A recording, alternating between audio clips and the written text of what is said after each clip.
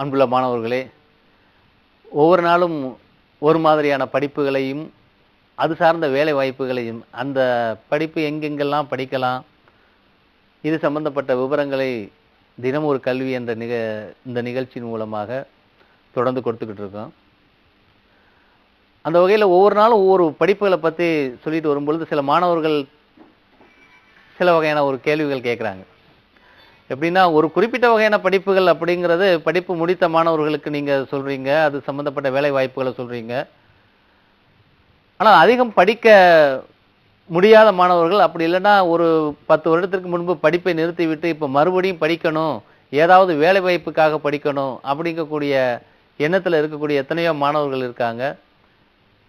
ஒரு குறைந்த காலம் படித்து முடிச்சுட்டு ஏதாவது ஒரு தொழில் தொடங்கலாம், அல்லது ஏதாவது ஒரு சிறு தொழில் சார்ந்த ஒரு விவரங்களை தெரிஞ்சு கொள்வதற்கான ஏதாவது படிப்புகள் இருக்கா? அந்த மாதிரியான படிப்புகள் பிரயோஜனமாக இருக்கும்.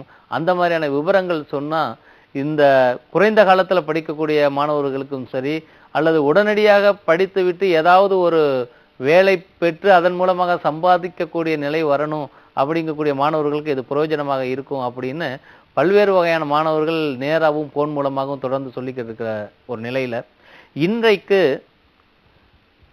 சுய தொழில் சார்ந்த படிப்புகள் எந்த மாதிரியான படிப்புகள் இருக்கு, எப்படிப்பட்ட படிப்புகள் சுய தொழில் சார்ந்த விவரங்களை தருது, அந்த மாதிரியான படிப்பை முடிச்சுட்டு எந்த மாதிரியான சுய தொழில்கள் தொடங்கலாம் அப்படிங்கக்கூடிய ஒரு விவரங்களை இன்றைய தினம் ஒரு கல்வி நிகழ்ச்சியில சிறு தொழில் சார்ந்த படிப்புகள் என்னென்ன இருக்கு அப்படிங்கிறத பார்க்கலாம். சிறு தொழில் சார்ந்த படிப்புகள் அப்படின்னு பார்த்தோம்னாக்கா, பெரும்பாலான மாணவர்கள் படிப்பு முடித்ததற்கு பிறகு இந்த சிறு தொழில் சார்ந்த படிப்புகளில் சேர்ந்து தங்கள் வேலை வாய்ப்புகளை உண்டாக்கி கொள்ளக்கூடிய ஒரு நிலை. அது இல்லைன்னா சில மாணவர்கள் தாங்களாகவே ஒரு குறிப்பிட்ட இடங்களில் ஒரு சிறிய தொழில்களை உருவாக்கி கொண்டு அதன் மூலமாக சிறிய வருமானத்தை வைத்து கொண்டு அந்த வருமானத்தின் மூலமாக தங்களுடைய வாழ்க்கையை ஓரளவு சரிவர செலுத்துறதோடு மட்டும் இல்லாமல் ஒரு குறிப்பிட்ட காலத்திற்கு பிறகு ஒரு பொருளாதார நிவர்த்தி அடைந்ததற்கு பிறகு மீண்டும் படிப்பதற்காக தங்களை தயார்படுத்திக் கொள்ளக்கூடிய மாணவர்கள் இருக்காங்க. ஆக இந்த நிகழ்ச்சியினுடைய முக்கிய நோக்கம் அனைவரும் படிக்க வேண்டும், கட்டாயம் படிக்க வேண்டும். படிப்பு என்பது ஒரு கட்டாய கடமை ஆக்கப்பட்ட நிலையில மாணவர்கள் எந்த நிலையிலும் படிக்கணும் அப்படிங்கிறதுக்காக இந்த சிறு தொழில் சார்ந்த படிப்புகளையும் அந்த சூழல்ல இருக்கக்கூடிய மாணவர்கள் படிக்கலாம், படியுங்கள் என்ற ஒரு கோரிக்கையோடு எந்த மாதிரியான சிறு தொழில் சார்ந்த படிப்புகள் இருக்கு அப்படின்னு பார்க்கலாம். இப்ப இங்க பார்த்தோம்னா இப்ப முதல்ல அதுல மெடிக்கல் லேப் டெக்னாலஜி அப்படிங்கக்கூடிய ஒரு படிப்பு இருக்கு.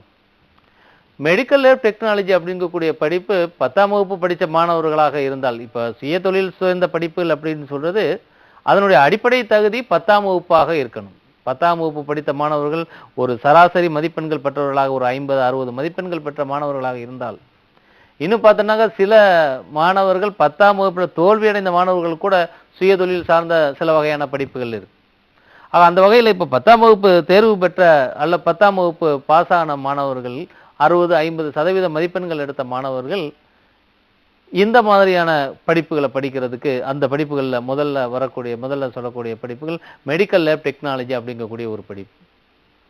இப்போ மெடிக்கல் லேப் டெக்னாலஜினா என்ன அப்படிங்கக்கூடிய விவரங்கள் கேட்கலாம். மெடிக்கல் லேப் டெக்னாலஜி அப்படின்னு சொல்றது இப்போ நம்ம ஊர்களில் எல்லா ஊர்களையும் சிற்றூர்களாக இருந்தாலும் சரி, அல்லது நடுத்தர நிலையில் இருக்கக்கூடிய நகரங்களாக இருந்தாலும் சரி, மிகப்பெரிய ஊர்களாக இருந்தாலும் சரி, அந்த ஊரில் மருத்துவமனைகள் அப்படின்னு சொல்றது எண்ணிக்கைக்கு அடங்காத நிலையில் இருக்கக்கூடிய ஒரு நிலை. ஒரு சின்ன ஊரில் கூட ஒரு மருத்துவமனையாக இருந்தாலும் சரி, அரசு நடத்தக்கூடிய அரசு மருத்துவமனையாக இருந்தாலும் சரி, அல்லது தனியார்களால் நடத்தக்கூடிய மருத்துவமனைகள் அப்படின்னு சொல்றது ரொம்ப அதிகமாக வந்துட்டது.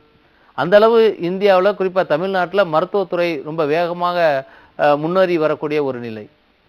அப்போ அந்த மருத்துவத்துறை சார்ந்த படிப்பாக இருக்கக்கூடிய இந்த laboratory technology course, medical laboratory technology course அப்படின்னு சொல்றது ஒரு மருத்துவமனைக்கு ஒரு நோயாளி போகும்பொழுது அந்த நோயாளியை பரிசோதித்த அந்த மருத்துவர் அந்த நோய் சார்ந்த பல்வேறு வகையான சோதனைகளை எடுக்க சொல்றது நமக்கு எல்லாருக்குமே தெரியும்.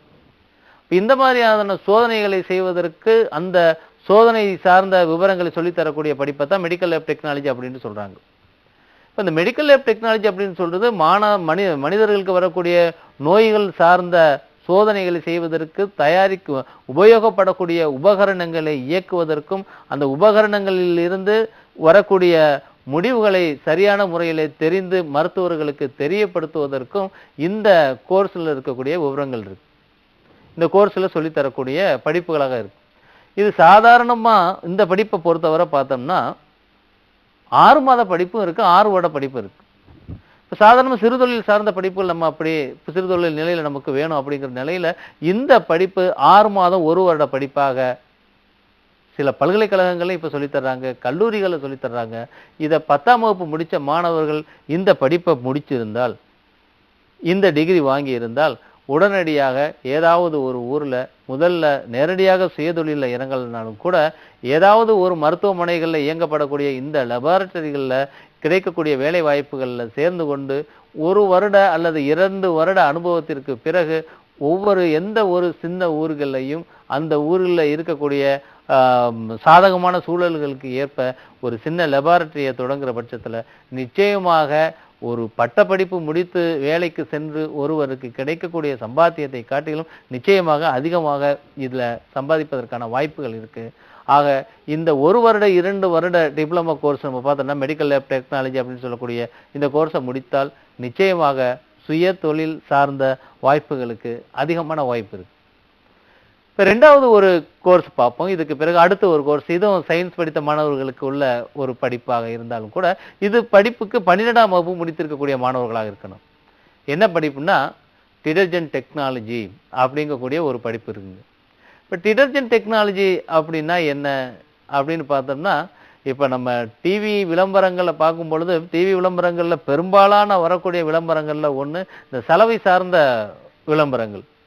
என்ன சலவை சார்ந்த விளம்பரங்கள் அப்படின்னா சோப்பு சார்ந்த விளம்பரங்கள், குளியல் சோப்பாக இருந்தாலும் சரி, சலவை சோப்பாக இருந்தாலும் சரி, வீடுகளில் உபயோகப்படக்கூடிய அந்த பாத்திரங்களை கழுவுவதற்கு பயன்படக்கூடிய அந்த சாதனங்களாக இருந்தாலும் சரி, நறுமண சுத்தப்படுத்தக்கூடிய நறுமண பொருட்களாக இருந்தாலும் சரி, இந்த மாதிரியான சலவை சார்ந்த பொருள்கள் ரொம்ப அதிகமாக வரும். ஒரு சாதாரண பவுடர் ஒரு கம்பெனியில் இருக்கக்கூடிய பவுடர் இருந்தாக்க அந்த பவுடர் ஒரு 2 மாதம் கழித்து மறுபடியும் ஒரு புதிய பேரோடு புதிய ஒரு யுக்தியோடு உருவாக்கக்கூடிய விளம்பரப்படுத்தக்கூடிய ஒரு காலகட்டம். ஆக இந்த பொருள்கள் டிடர்ஜென்ட் சம்பந்தப்பட்ட பொருள்கள், சலவை சம்பந்தப்பட்ட பொருள்கள் அப்படின்றது இன்றைய காலகட்டங்களில் தவிர்க்க முடியாத ஒன்று. எல்லா வீடுகளிலும் எங்கே போனாலும் எப்பவும் உடனடியாக தொடர்ந்து உபயோகப்படுத்தப்பட்டு கொண்டு வரக்கூடிய, தொடர்ந்து அதிகமான கமர்ஷியல் இம்பார்ட்டன்ஸ் இருக்கக்கூடிய ஒரு நிலை. அப்போ இந்த டிடர்ஜென்ட் டெக்னாலஜி அப்படிங்கக்கூடிய ஒரு படிப்பு டிப்ளமோ கோர்ஸாக 2 வருஷ படிப்பு இருக்கு.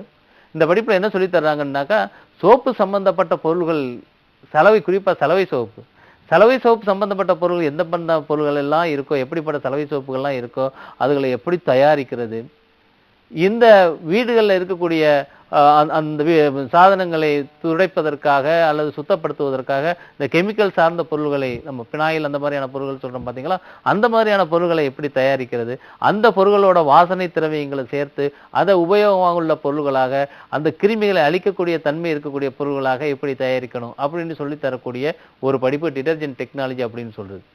ஆக இந்த படிப்பு முடிச்சவங்க இது பட்டப்படிப்பாகவும் இருக்கு, அதே நேரத்தில் டிப்ளமோ கோர்ஸாகவும் சர்டிஃபிகேட் கோர்ஸாகவும் இருக்கு. சர்டிஃபிகேட் கோர்ஸை படிச்சோம்னாக்கா ஒரு 6 மாதங்கள்ல ஒரு சராசரி மதிப்பெண் எடுத்த 10ஆம் வகுப்புல சராசரி மதிப்பெண் எடுத்த மாணவர்களுக்கு 6 மாதத்திற்கு பிறகு நிச்சயமாக கட்டாயமாக ஒரு மாதத்திற்கு 4 அல்லது 5,000 ரூபாய் சம்பாத்தியத்திற்கான நிலையை உண்டாக்கி தருங்கிறதுல வாய்ப்பு இருக்க, கண்டிப்பாக மாற்று கருத்து இருக்க முடியாது.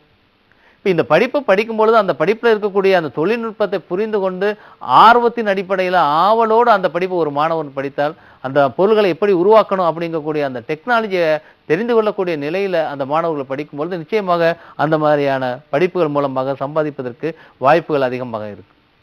இந்த 2 படிப்பு அடுத்து 3வது ஒரு படிப்பு பார்த்தோம்னா மெடிசினல் பிளான்ட் கல்டிவேஷன். இது ஒரு மருத்துவம் சார்ந்த ஒரு படிப்பு தான். மெடிசினல் பிளான்ட் கல்டிவேஷன் அப்படின்னு சொல்றது இப்போ பார்த்தோம்னா ஒரு மனிதர் அப்படிங்கிறதுக்கு உணவுகள் எப்படி மனிதருக்கு தவிர்க்க முடியாத ஒன்று ஆயிட்டதோ, உணவு இல்லாமல் எப்படி மனிதர்கள் வாழ முடியாது அப்படிங்கக்கூடிய நிலை இருக்கோ, அதே மாதிரி ஒரு குறிப்பிட்ட வயதிற்கு பிறகு ஒரு 40 அல்லது 50 வயதிற்கு பிறகு மருத்துவம் அல்லது மருந்துக்கள் இல்லாத நிலை இல்லை அப்படிங்கக்கூடிய நிலை வந்தது. உணவு சாப்பிட்டு முடிஞ்சதுக்கு பிறகு உடனடியாக அந்த மருந்துகள் போடக்கூடிய ஒரு கட்டாய நிலை, சிலருக்கு உணவு சாப்பிட்றதுக்கு முன்னாடியே மருந்து போட்டுட்டு தான் அப்புறம் உணவு சாப்பிடணும் அப்படிங்கக்கூடிய நிலையும் வந்துட்டது. ஆக இந்த மாதிரியான மருந்துகள் சாப்பிடும் பொழுது அந்த மருந்துகள் மூலமாக பல்வேறு வகையான பின் விளைவுகள் வருது. மருந்துகள் நோய்கள் வருது. நோய்க்கு மருந்தை கொடுக்குறாங்க. அந்த மருந்து பல்வேறு வகையான நோய்களை உண்டாக்கக்கூடிய ஒரு நிலையில இப்ப மருத்துவ நிபுணர்கள் அல்லது மருத்துவ துறையில இந்த இயற்கை மருத்துவத்துக்கு பெரும்பாலான வரவேற்பு உண்டாக ஆரம்பிச்சிட்டது. அப்ப இயற்கை மருத்துவம் அப்படின்னு சொன்னா இயற்கை மருத்துவம் அப்படின்னு சொல்றது பெரும்பாலான இயற்கை மருத்துவங்கள் இந்த வேதிப்பொருள்கள் அல்லாமல் உயிர் பொருள்கள் சார்ந்த உயிர் பொருள்களின் அடிப்படையில மருந்துகளை உருவாக்கி அந்த மருந்துகளை பல்வேறு வகையான நோய்களுக்கு மருந்துகளாக கொடுக்கிற ஒரு நிலை அதை இயற்கை மருத்துவம் அப்படின்னு சொல்றோம். அப்ப இந்த இயற்கை மருத்துவம் அப்படின்னு சொல்லக்கூடிய இந்த இயற்கை மருத்துவங்களை உருவாக்கக்கூடிய பெரும்பாலான பொருள்கள்ல தாவரங்கள் ஒரு தவிர்க்க முடியாத பண்பா இருக்கு. அப்ப இந்த தாவரங்களை வளர்க்குவது அதாவது குறிப்பாக இந்த நிலப்பகுதியில் இருக்கக்கூடிய தாவரங்கள் எடுத்துட்டோம்னாக்கா நிலப்பகுதியில் இருக்கக்கூடிய பெரும்பாலான தாவரங்கள் மருத்துவ குணாதிசயம் இருக்கக்கூடிய தாவரங்களாக ஒரு நமக்கு எல்லாம் ஒரு குறிப்பிட்ட காலத்துல நம்ம முன்னோர்கள் இருந்த காலத்துல இந்த தாவரங்களினுடைய எல்லா வகையான மருத்துவ குணாதிசயங்களை எல்லாம் ஒரு சிறப்பான முறையில கொடுத்து மருத்துவங்களை கொடுத்திருந்தாலும் கூட அறிவியல் வளர்ச்சிக்கு பிறகு அந்த மருத்துவ தாவரங்களினுடைய பயன்களை நம்முடைய முந்தையர்கள் ஒரு 2-3 தலைமுறை அல்லது 5-6 தலைமுறைக்கு முன்னாடி உள்ளவங்க அந்த மருத்துவத்தினுடைய முக்கியத்துவத்தை அந்த தாவரங்கள் இருக்கக்கூடிய முக்கியத்துவத்தை மறந்துட்டு இந்த புதிய தொழில்நுட்பத்தின் மூலம் வரக்கூடிய இந்த அலோபதிக் மருத்துவத்துக்குள்ள போனதுனால இந்த இயற்கை தாவரங்களினுடைய மகத்துவம் மறைஞ்சிட்டு வரக்கூடிய காலகட்டம் ஆயினாலும் கூட இப்ப மறுபடியும் அந்த தாவரங்களை மீண்டும் அந்த தாவரங்கள் சார்ந்த மருந்து பொருள்களை மக்களுக்கு கொடுப்பதன் மூலமாக நோய்கள் குணமாவதோடு மட்டுமல்லாமல் பக்க விளைவுகள் இல்லாத நிலையும் வர்றதுனால இந்த மருத்துவ தாவரங்களினுடைய பயன்பாடு அதிகமாக ஆரம்பிச்சிட்டு. அப்ப இந்த மருத்துவ தாவரங்கள பயன்பாடு அதிகமாக ஒரு பக்கத்துல அந்த மருத்துவ தாவரங்கள் சம்பந்தப்பட்ட ஆராய்ச்சிகள் நடந்தாலும் அந்த ஆராய்ச்சிகளுக்கு தேவைப்படக்கூடிய அந்த மருத்துவ தாவரங்களை உருவாக்குவது அந்த மருத்துவ தாவரங்களை வளர்ப்பது அப்படின்னு சொல்றது இன்றைய காலகட்டங்கள்ல குறைந்த காலங்கள்ல ஒரு வேலை வாய்ப்போடு இருக்கக்கூடிய ஒரு சுய தொழில் சார்ந்த படிப்பு. அப்ப இந்த மருத்துவ தாவரங்கள் எந்தெந்த மாதிரியான மருத்துவ தாவரங்கள் இருக்கு, அந்த மருத்துவ தாவரங்களை எப்படி எந்த காலநிலையில வளர்க்கலாம், எந்த தாவரங்கள் எவ்வளவு காலம் வளரும், எந்த தாவரங்கள் எந்த நிலையில வளரும், எந்த மண்ணுல வளரும், எந்த தாவரங்கள் எந்த மருத்துவ பண்பு இருக்கு அப்படின்னு சொல்லி தருவதற்கான ஒரு 6 மாத 1 வருட படிப்புகள். எல்லாத்துக்கும் படிப்பு வந்துட்டு இதுக்கும் படிப்பு வந்துட்டு பாருங்க. சாதாரணமா கிராமங்கள்ல அந்த தாவரம் அந்த நோய்க்கு கொடுக்கும், இந்த தாவரம் இந்த நோய்க்கு தரும் அப்படின்னு ஒரு ஒரு ஒரு நிலை இருந்தாலும் இப்ப இருக்கக்கூடிய இளைய சமுதாயம் அந்த தாவரங்களுக்கான பயன்கள் அந்த தாவரங்களை எப்படி பண்படுத்தி வளர்ப்பது அப்படிங்கக்கூடிய படிப்புகளும் இப்ப வந்துட்டது. ஆக இந்த மாதிரியான படிப்பை ஒரு 6 மாதமோ அல்லது 1 வருட படிப்பாகவோ அல்லது 2 வருட படிப்பாகவோ படிக்கும் பொழுது படிச்சு முடிச்சதற்கு பிறகு நிச்சயமாக சுய தொழில் சார்ந்த ஒரு நிலைக்குள்ள போக முடியும். சுய தொழில் சார்ந்த ஒரு நிலைக்குள்ள ஒரு குறிப்பிட்ட பகுதிகளில் குறிப்பிட்ட வகையான தாவரங்கள் கிடைக்கும், குறிப்பிட்ட வகையான தாவரங்கள் இருக்காது.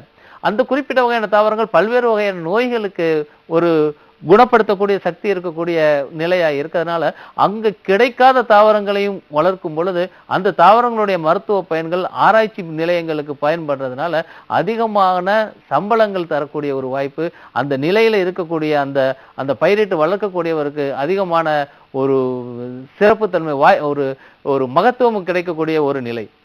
ஏன் சொல்றேன்னா இன்றைய காலகட்டங்கள்ல இந்த படிப்பு முடித்து இந்த தொழில் தொடங்கக்கூடியவர்களுடைய எண்ணிக்கை மிக குறைவாக இருக்கு.